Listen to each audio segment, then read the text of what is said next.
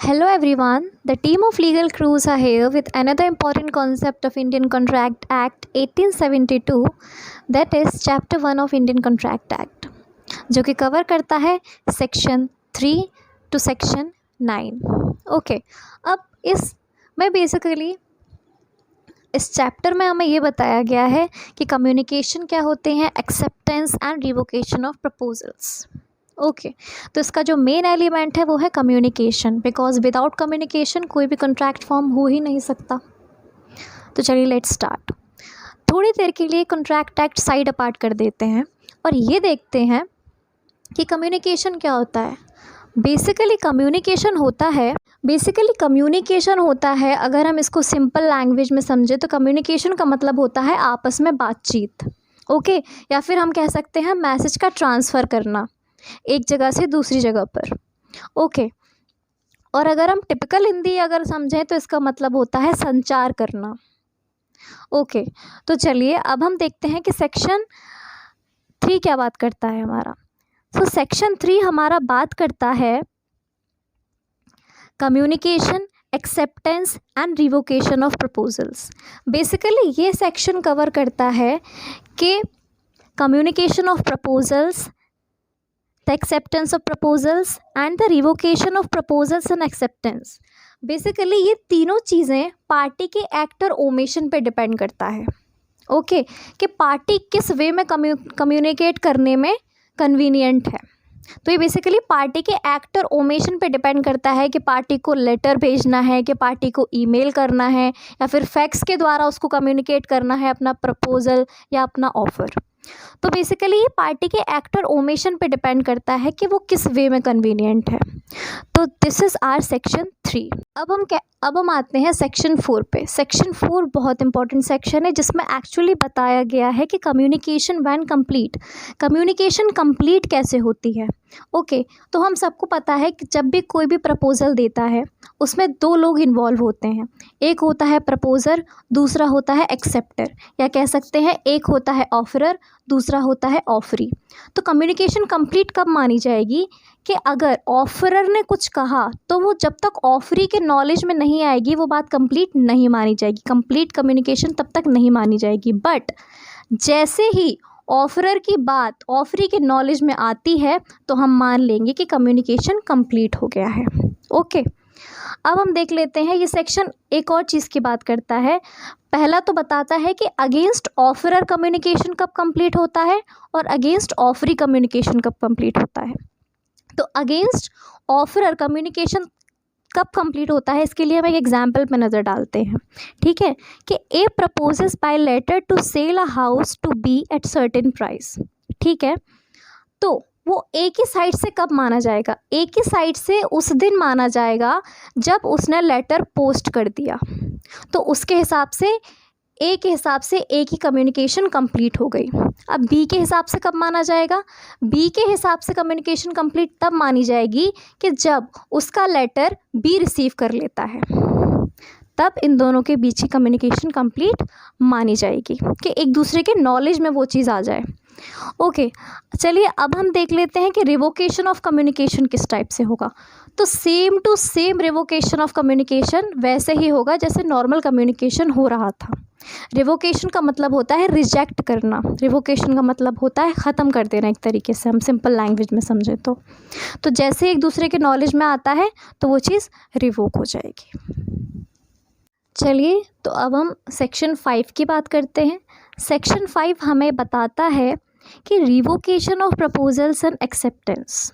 Okay, revocation का मतलब होता है रिजेक्ट करना. तो बेसिकली ये सेक्शन 2 चीज़ें कवर करता है कि आप प्रपोज़ल को कैसे रिवोक कर सकते हो और आप एक्सेप्टेंस को कैसे रिवोक कर सकते हो. ओके, अब चलिए हम बात कर लेते हैं. दोनों चीज़ों में एक चीज़ कॉमन है कि कम्युनिकेशन ऑफ इट्स एक्सेप्टेंस से पहले वो चीज़ होनी चाहिए, मीन्स बिफोर टाइम होनी चाहिए. अगर आप आफ्टर टाइम करोगे तो वो रिवोकेशन नहीं माना जाएगा. Okay, for example, A proposes by a letter sent by post to sell his house to B. ठीक है, ए ने बी को प्रपोज किया. ओके, अब बी ने उस चीज़ को एक्सेप्ट कर लिया। अब ए कब रिवोक कर सकता है? ए तब रिवोक कर सकता है कि बी जब तक अपनी एक्सेप्टेंस ना दे उससे पहले उसके पास लेटर ऑफ रिवोकेशन पहुंच जाए। ओके, उससे पहले ही उसके पास लेटर ऑफ रिवोकेशन पहुंच जाए। और बी कब रिवोक कर सकता है? बिफोर टाइम बी को भी करना पड़ेगा कि अगर उसने फॉर एग्जांपल बी में revoke his acceptance at any time before or at the moment when the letter communicating it reaches A. Same इस सिचुएशन में होगा कि लेटर ऑफ एक्सेप्टेंस से पहले बी की तरफ से लेटर ऑफ रिवोकेशन पहुंच जाए ए को, तो ये उस वे में रिवोक हो सकता है। मीन्स बिफोर टाइम वो चीज़ होनी चाहिए। अगर आप हामी भरने के बाद रिवोक करोगे तो वो चीज़ नहीं मानी जाएगी। इसमें बिफोर टाइम फैक्टर इम्पॉर्टेंट है। चलिए, तो अब हम बात करते हैं सेक्शन 6 की। सेक्शन 6 बताता है कि रिवोकेशन कैसे होता है। Revocation how made. रिवोकेशन 4 तरीक़ों से माना जाता है। Okay, as per the act कि प्रपोज़ल हमारा कब रिवोक होगा। सबसे पहले तो ये माना जाता है, सबसे पहली बात, by the communication of notice of revocation by the proposer to the other party. Simply other party के कान में ये बात डाल दी जाए या अदर पार्टी के नॉलेज में ये बात डाल दी जाए कि सामने वाली पार्टी को प्रपोज़ल रिवोक करना है। ओके, वो रिजेक्ट कर रहा है प्रपोज़ल, सिंपल सी चीज़ है। और सेकंड बात करता है लैप्स ऑफ टाइम की। लैप्स ऑफ टाइम 2 तरीके से बात करता है। एक बात करता है प्रिस्क्राइब टाइम की और दूसरी बात करता है रीज़नेबल टाइम की। ओके, अब चलिए इसको एक एग्जांपल से समझते हैं। जैसे मैंने नंदिनी को एक लेटर पोस्ट किया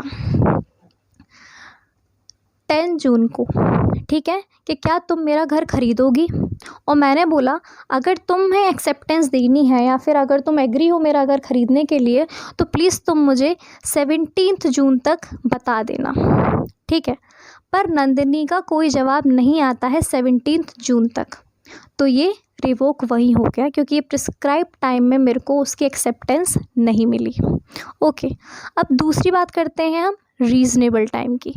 रीज़नेबल टाइम का क्या हुआ कि मैंने नंदिनी को एक लेटर पोस्ट किया कि क्या तुम मेरा घर खरीदोगी, और मैंने कोई टाइम लिमिट नहीं लगाई, पर उसका कम से कम 2-3 महीनों तक कोई जवाब नहीं आया, तो ऑटोमेटिकली रीज़नेबल वे में ये समझ लिया जाएगा कि वो मेरे प्रपोज़ल को एक्सेप्ट करने में इंटरेस्टेड नहीं है। ओके, अब हम तीसरी चीज़ पे बात करते हैं। तीसरी चीज़ बात करती है by the failure of the acceptor to fulfil a condition precedent to acceptance. कि देखो, अगर मैं किसी को प्रपोज़ल देती हूँ और मैं उस पर एक कंडीशन लगाती हूँ कि एक्सेप्टेंस तभी मानी जाएगी जब मेरे प्रपोज़ल के साथ वाली कंडीशन आप पूरी करेंगे। फॉर एग्ज़ाम्पल, मैं रोहित को बोलती हूँ कि मैं तुम्हें 10 बोतल दूंगी ऑयल की, बट उसके बदले तुम्हें बड़ा सा पॉली बैग लेके आना पड़ेगा, तभी मैं तुम्हें दूंगी उसको कैरी करने के लिए। बट रोहित ऐसा नहीं करता है, तो रोहित अपनी कंडीशन फुलफ़िल करने में मतलब उसने अपनी कंडीशन फुलफ़िल नहीं की, तो ये भी bye the failure of condition ये भी रिवोक हो जाएगा। अब चौथी बात कर लेते हैं, by the death or insanity of the proposer if the fact of his death or insanity comes to the knowledge of the acceptor before acceptance. अगर प्रपोजर की डेथ हो जाती है या फिर वो इंसेन हो जाता है, पागल हो जाता है, अनसाउंड माइंड हो जाता है, ओके, और ये बात एक्सेप्टर की नॉलेज में आ जाती है एक्सेप्टेंस से पहले, तब भी वो पर्टिकुलर हम कह सकते हैं प्रपोज़ल रिवोक हो जाएगा। चलिए, अब हम बात करते हैं सेक्शन 7 की। सेक्शन 7 हमें बताता है कि acceptance must be absolute. Okay, हम अगर एक्सेप्ट कर रहे हैं कोई चीज़ तो वो एब्सोल्यूट होनी चाहिए। ओके, इसमें 2 वैलिड पॉइंट्स दिए गए हैं। सबसे पहले तो एब्सोल्यूट एंड अनक्वालिफाइड। एब्सोल्यूट का मतलब होता है बिल्कुल क्लियर वर्ड्स में होने चाहिए, उसके बीच में अगर हम कोई चीज़ एक्सेप्ट कर रहे हैं तो उसमें कोई कन्फ्यूज़न टाइप का नहीं होना चाहिए, क्लियर होना चाहिए कि हाँ हम इस चीज़ को एक्सेप्ट कर रहे हैं। ओके, एंड अनक्वालिफाइड का मतलब होता है विदाउट एनी कंडीशन। इसमें अगर मगर ना करते हुए विदाउट एनी कंडीशन वो चीज़ होनी चाहिए। कि हम कोई कंडीशन नहीं लगा रहे हैं, हम सिंपल वे में उस चीज़ को एक्सेप्ट कर रहे हैं। ओके। और दूसरी चीज़ आती है प्रिस्क्राइब्ड मैनर के बारे में वो बात कर रहा है।